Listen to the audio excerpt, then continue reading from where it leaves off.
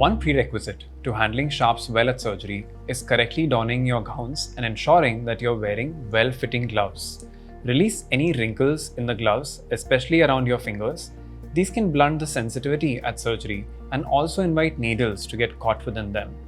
When a sterile suture pack has been delivered into the sterile field, tear it open as seen here. Withdraw the pack out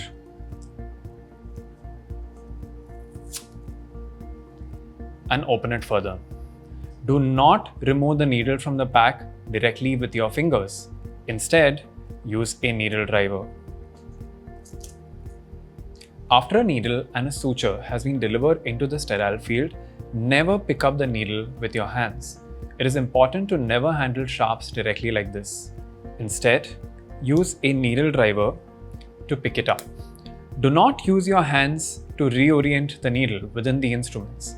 Instead, use a pair of forceps to alter the position to your liking. When suturing, do not let the motion of your hands carry the needle straight up for fear of hitting the operating room lights and breaking the sterile field, and definitely don't let the needles go too far away from the visual field for fear of accidentally injuring a team member. Instead, do this.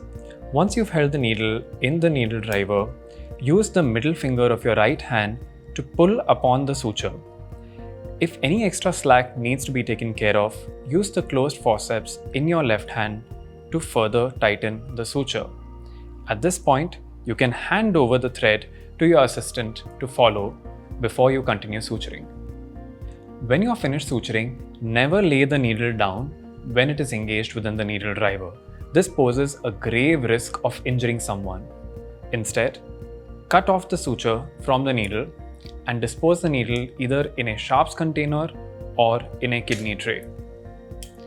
Please work with your nursing staff to ensure that the needle count is correctly documented.